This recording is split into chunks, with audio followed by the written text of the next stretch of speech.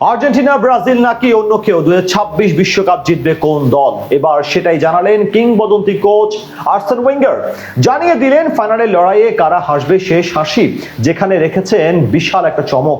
তার প্রেডিকশনে জায়গা হয়নি ক্রিস্টিয়ানো রোনালদোর দেশ পর্তুগালের।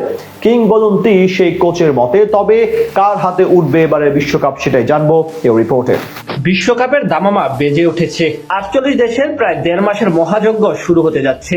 আয়োজক উত্তর আমেরিকার 3 দেশ থেকে দক্ষিণ এশিয়ার বাংলাদেশ, সব জায়গায় এখন আলোচনার একটি বিষয় হলো the greatest show on earth. প্রশ্ন উঠেছে কাদের হাতে উঠবে এবারের শিরোপা, আর্জেন্টিনা, ব্রাজিল নাকি অন্য কেউ? কারা জিতবে বিশ্বকাপের 2026 আসর? সেই ভবিষ্যৎবাণী করে এবার আলোচনায় এলেন সাবেক কোচ ও ফরাসি তারকা আর্সেন ওয়েঙ্গার। জানিয়ে দিলেন কাদের হাতে উঠবে বৈশ্বিক ট্রফিটি। এবার বিশ্বকাপে অংশ নিচ্ছে ইতিহাসের সবচেয়ে বেশি 48 দেশ। সেখানে শিরোপার দাবিদার হিসেবে নাম আছে একাধিক শীর্ষ দলের। তবে আলাদা করে আলোচনায় আছে ব্রাজিল ও আর্জেন্টিনা। তাদের সাথে ক্রিস্টিয়ানো রোনালদোর পর্তুগাল কিংবা টানা 2বার ফাইনাল খেলা ফ্রান্সকেও এগিয়ে রাখছেন অনেকে। জানিয়ে অনেক জ্যোতিষী বিশ্লেষকরাও প্রেডিকশন করছেন। এবার সেই স্রোতে গা ভাসালেন সাবেক ফরাসি ফুটবলার ও ইংলিশ প্রিমিয়ার লিগের শীর্ষ ক্লাব আর্সেনালের কোচ আর্সেন ওয়েঙ্গার। এই তালিকায় অনেকে নাম আসলেও এই ফুটবল বিশ্লেষকের চোখে এবার আসলে আর্জেন্টিনা ও ব্রাজিল কেউই শিরোপা জিততে পারবে না। এমনকি পর্তুগালকেও তিনি নিজের ফেভারিটের তালিকায় রাখেননি। তার মতে আমেরিকার মাটিতে হতে যাওয়া টুর্নামেন্টে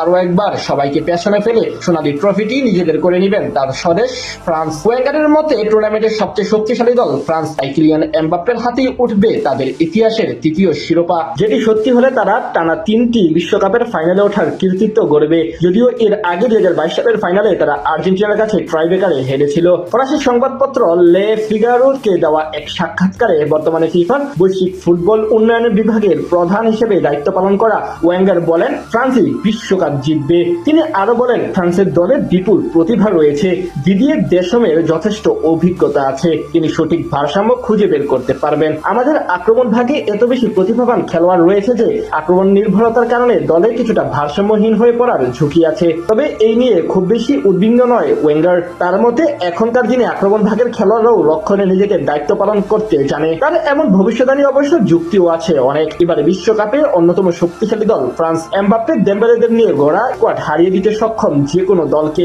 যা শেষ দুটি আসরেই তারা প্রমাণ করেছে। গোলকিপার, ডিফেন্ডার থেকে শুরু করে একেবারে আক্রমণ ভাগ সব জায়গায় তাদের আছে নাম করা সব ফুটবলার। দলের ভারসাম্যও দারুণ। তবে বিশ্বকাপে ফরাসিরা যে একচ্ছত্র আধিপত্য বিস্তার করবে এমনটাও বলা যাচ্ছে না। শক্তিমত্তা বিবেচনা করলে পর্তুগাল, ইংল্যান্ড কিংবা আর্জেন্টিনার ব্রাজিলও পিছিয়ে নেই। তাই ভবিষ্যৎবাণীর আগে দেখতে হবে মাঠের পারফরমেন্স। সেখানে যারা ভালো করবে দিন শেষে তাদের হাতে উঠবে শিরোপা, সেটি ফ্রান্স হোক কিংবা পর্তুগাল বা আর্জেন্টিনা, ব্রাজিল। 2026 আসরে আই গ্রুপে আছে ফ্রান্স, সেখানে তাদের সাথে আছে সেনেগাল, ইরাক ও নরওয়ে।